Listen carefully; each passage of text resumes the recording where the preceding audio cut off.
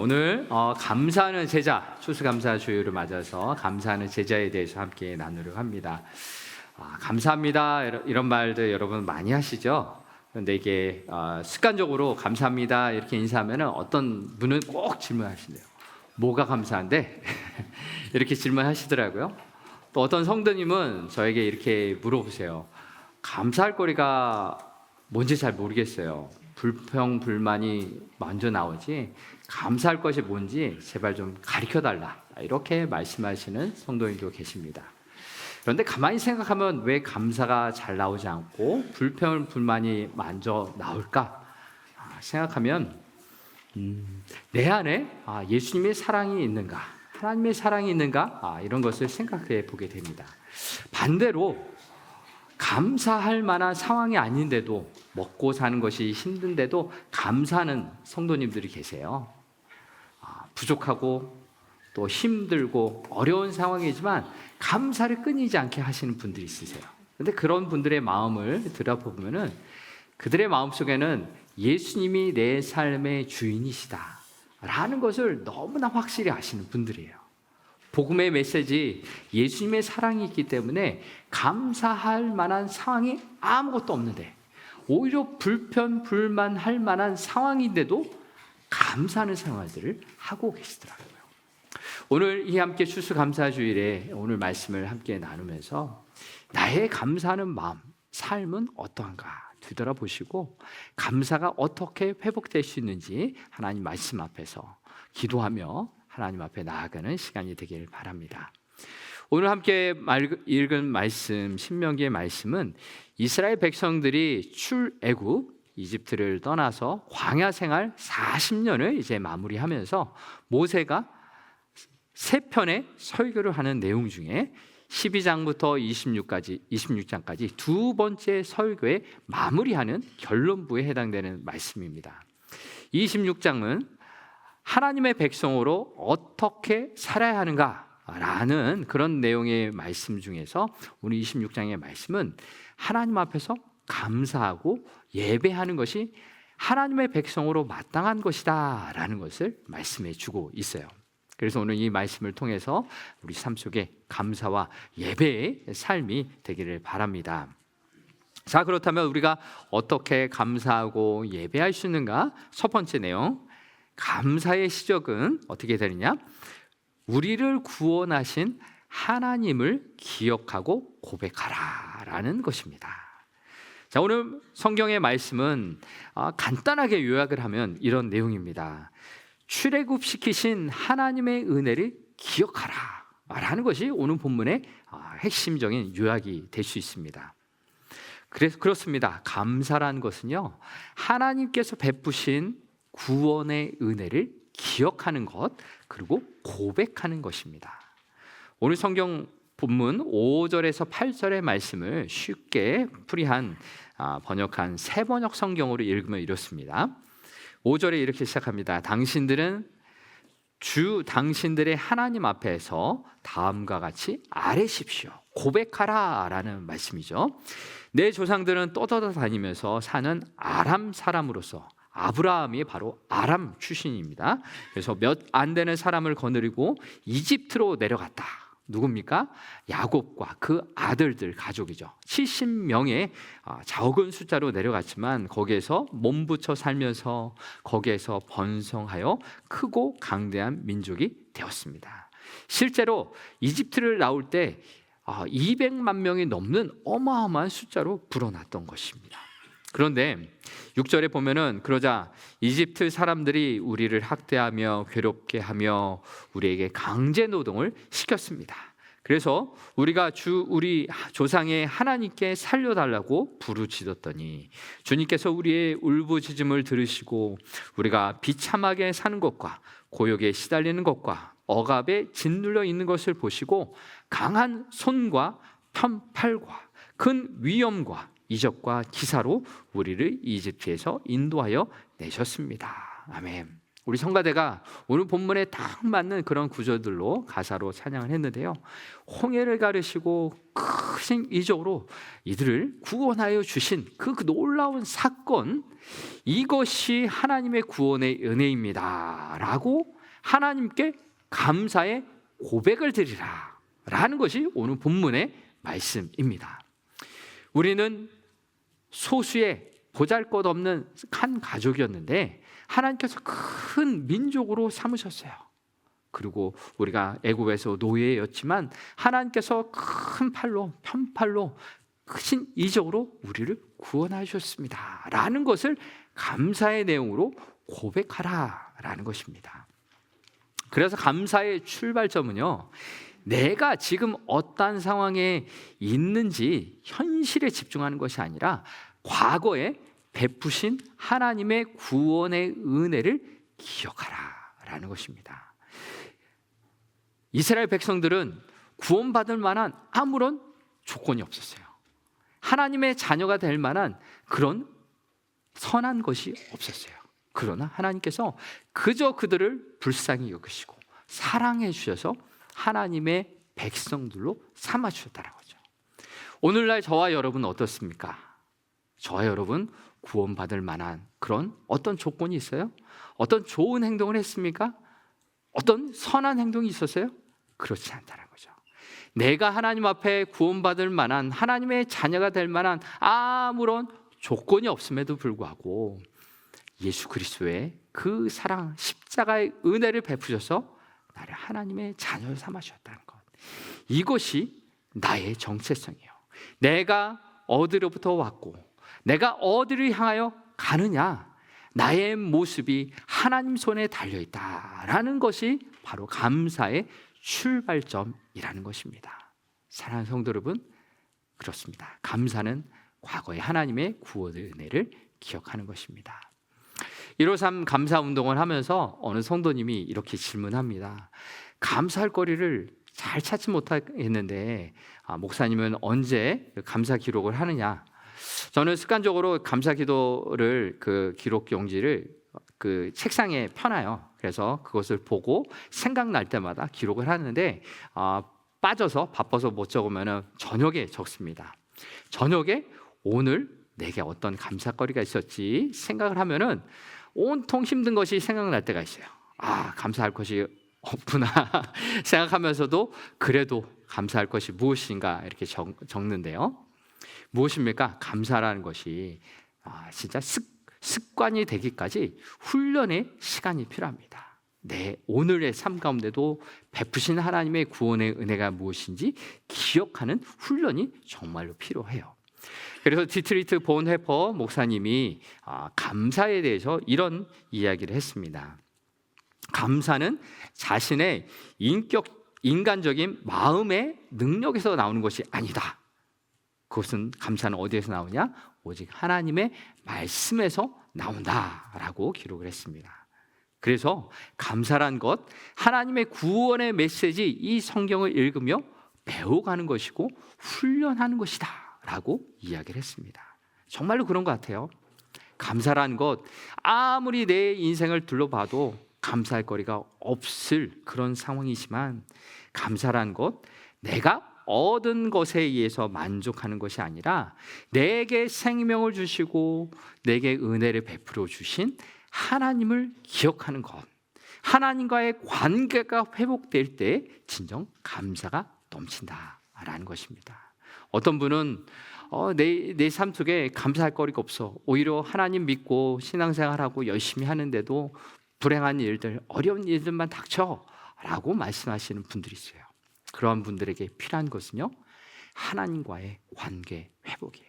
하나님이 내게 얼마나 크신 은혜를 베풀어 주셨는지 그 관계가 회복되면 있는 것, 모든 것 하나하나가 감사거리가 될 수밖에 없어요. 전에도 함께 나눴듯이 하나님께서 주신 선물을 받아 누릴 수 있는 것은요, 겸손함이에요. 내 안에 겸손의 반대 교만함과 자존심이 높다면요, 내게 베풀어 주신 많은 것들을 선물로 받아들일 수가 없어요. 오히려 겸손한 마음으로 내게 주신 것을 내 자존심을 내려놓고 하나님 주신 것에 감사함으로 나아갈 때 모든 것이 선물이라는 거죠. 내가 능력이 있어서 한 것이 아닌 하나님이 사랑을 베푸시고 은혜를 베푸셨다라는 것에 감사가 넘쳐나는 것입니다. 우리의 삶 속에 하나님과의 그 관계 속에서 감사가 넘쳐나는 은혜가 있기를 바랍니다. 우리 역시 나를 죄와 사망에서 건지신 예수 그리스도의 십자가의 은혜를 기억하며 감사가 회복되는 우리가 되길 바랍니다. 그래서 내가 지금 무엇을 가졌는가 그것을 따지는 것이 아니라 하나님이 나를 어디서부터 구원하여 주셨는지 그것을 바라보며 기도할 수 있기를 바랍니다. 그래서 첫 번째 제지를 이렇게 기도문으로 마무리할 수 있습니다. 화면을 보시면서 함께 기도문을 읽으며 기도하도록 하겠습니다. 하나님, 저를 죄와 두려움의 땅에서 건지신 은혜를 잊지 않게 하소서. 제 삶이 상황에 흔들리는 감사가 아니라 구원의 은혜에서 흘러나오는 참된 감사로 가득하게 하소서. 제 입술이 오늘도 감사합니다로 채워지게 하소서. 예수님의 이름으로 기도합니다. 아멘. 늘 이렇게 나의 삶에 구원을 베푸신 하나님의 은혜에 감사하는 우리가 되길 바랍니다. 자, 이제 두 번째로 감사의 표현은 어떻게 해야 되는가? 하나님께 받은 은혜로 감사할 수 있기를 바랍니다. 우리가 감사가 마음에만 두는 것이 아니라 드러나는 표현이 있어야 하는 것인데요. 오늘 말씀 중에서 10절에 하나님 앞에 감사의 예물을 첫 열매로 하나님께 드려라 라고 말씀하십니다. 본문 10절의 말씀 같이 읽어보겠습니다. 시작. 여호와여, 이제 내가 주께서 내게 주신 토지 소산의 만물을 가져왔나이다 하고 너는 그것을 내 하나님 여호와 앞에 두고 내 하나님 여호와 앞에 경배할 것이며. 아멘. 감사하는데 첫 열매 만물을 하나님께 드리라 라고 말씀하시는데 첫 열매는 무엇을 의미할까요? 첫 열매란 것은 모든 것이 하나님께로부터 왔다, 모든 것을 드립니다 라는 그런 고백이 됩니다. 제가 작년에 딸기 화분을 하나 구입해서 땅에 심었는데 좀 이렇게 딸기 열매가 몇 개 엿혔다가 땅에 심으니까 바로 다 이제 없어지더라고요.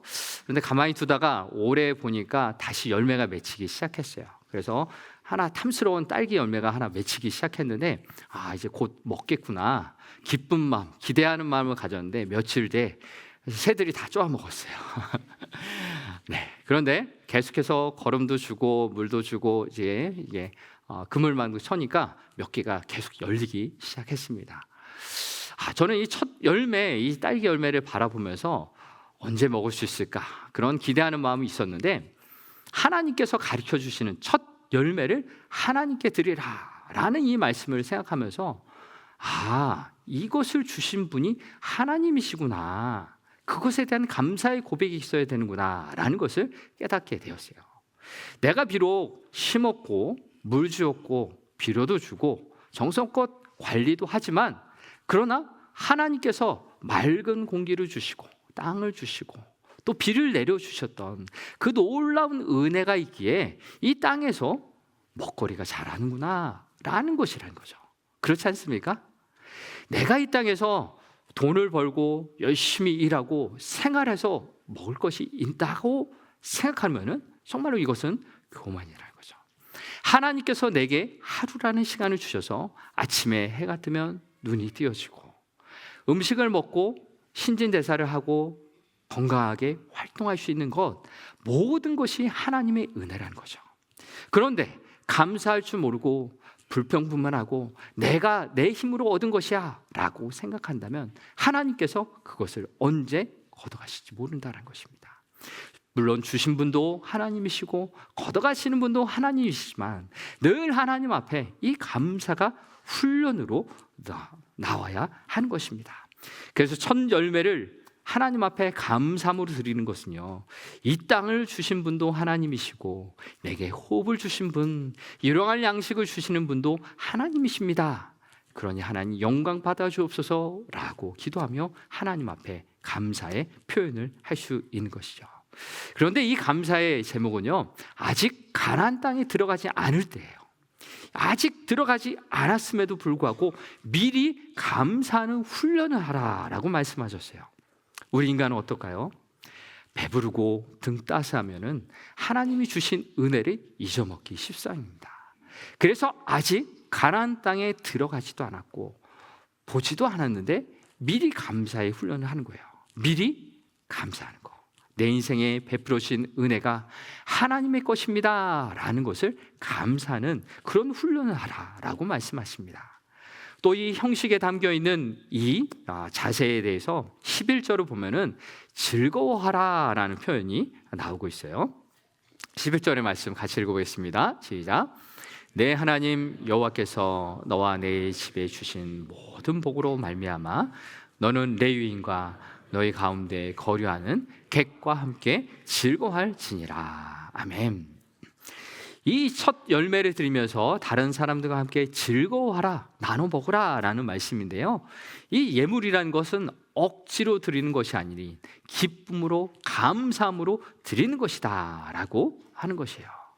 정말로 그래요. 우리가 드리는 예물들, 헌금들 하나님 앞에 기뻐하는 마음으로 하나님이 주셨으니 기꺼이 주님 앞에 드립니다 라는 것이 바로 오늘날의 예물이기도 합니다. 그렇습니다. 감사, 정말로 하나님께 주신 것에 대해 즐거워하는 우리가 되길 바랍니다. 이것이 훈련이라는 거예요. 표현도 훈련이라는 거예요. 제가 어렸을 때 교회 다닐 때 어머니께서 항상 강조하셨던 것이 있어요. 인사 잘하라. 인사 잘하라고 하는데 어떤 때는 속상할 때가 있어요. 인사 이렇게 안녕하세요 했는데도 불구하고 어른들이 그냥 지나치는 것. 인사를 받아줘야 되는데 어린 마음에 상처가 돼서 엄마한테 한번 얘기했어요. 엄마 이렇게 했는데 인사도 받지 않고 그래요. 그랬더니 그럴 때는 이렇게 하라는 거예요. 집사님, 권사님이면은 집사님 부르고 안녕하세요 인사를 하는 거예요. 그렇게 해서 했더니 조금씩 인사를 받으시더라고요. 이것이 훈련이라는 거죠. 우리 어르신들도 아이들에게 하나님 앞에 감사하는 훈련, 또 어르신들한테 인사하는 훈련들 시키시잖아요.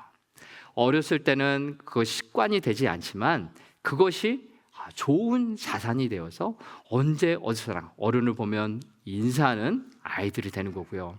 하나님 앞에서도 감사하는 훈련이 되어서 기쁨으로 감사함으로 하나님 앞에 주신 은혜가 이것이니 우리 가족이 이렇게 감사 헌금하자, 함께 기도하고 감사 헌금 하시길 바랍니다.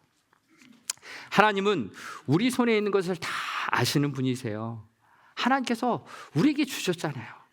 우리에게 주신 그 은혜를, 받은 은혜를 감사로 표현하는 것, 그것은 바로 내 마음 가운데 하나님을 향하여 어떤 마음이 있는지를 하나님께서 그 중심을 보시는 것입니다. 그래서 이 두 번째 대제를 마무리하면서 이렇게 함께 기도했으면 좋겠습니다. 화면을 보시면서 같이 기도하겠습니다. 하나님, 저에게 주신 모든 좋은 것들이 하나님의 은혜임을 잊지 않게 하소서. 저의 감사가 말로만 머물지 않고 삶의 모습으로 드러나게 하시고 기쁨으로 드리고 기쁨으로 예배하고 기쁨으로 섬기는 제자가 되게 하옵소서. 예수님의 이름으로 기도합니다. 아멘. 네.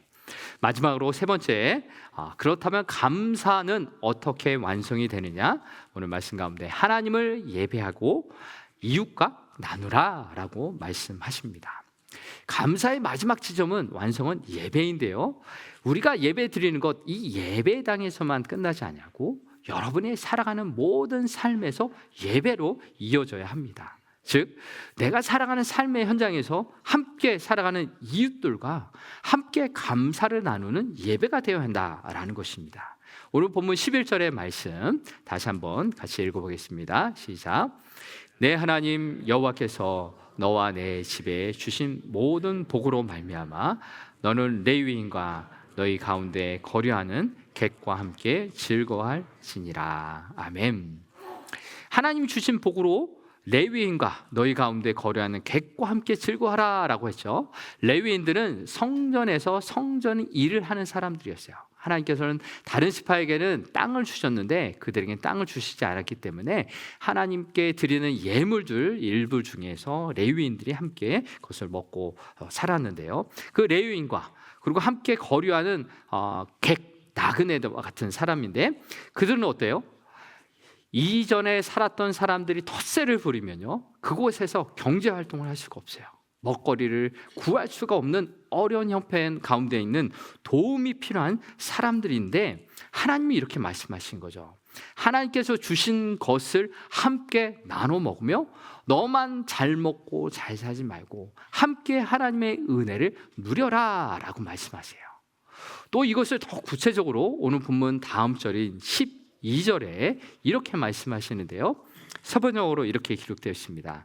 새 해마다 특별한 11조를 드리는데 11조를 드리는 해가 되면은 당신들은 당신들의 모든 소출에서 열의 하나를 따로 떼어서 그것을 레위 사람과 외국 사람과 고아와 과부에게 나누어 주고 그들이 당신들이 사는 성 안에서 마음껏 먹게 하십시오. 이 말씀은요, 보통 11조가 아니라 새해마다 특별한 11조를 드려서 주변의 어려운 이웃들과 함께 먹고 마시라는 특별한 명령을 허락해 주셨어요. 이것이 바로 하나님의 사랑이 흘러가는 것을 이야기합니다. 하나님께서 나에게 은혜를 베풀어 주신 것, 그것에 감사여서 하나님 앞에 드리고 우리 이웃으로 흘러가는 하나님의 감사의 흐름, 이것이 감사가 유통된다라고 말을 하는 거죠. 이 감사라는 것, 함께 나누는 것, 내가 좀 잘 살면은 풍성해지면 하지라고 생각하시는 분은 죽을 때까지 그것을 못 하실 거예요. 그런데 내게 작은 것이 하나 있더라도 그것을 나눌 줄 아는 마음이 있으면 더 풍성한 하나님의 사랑을 누리시는 거죠. 감사할수록, 나눌수록 내 삶에 하나님의 은혜가 더 많아지는 것입니다.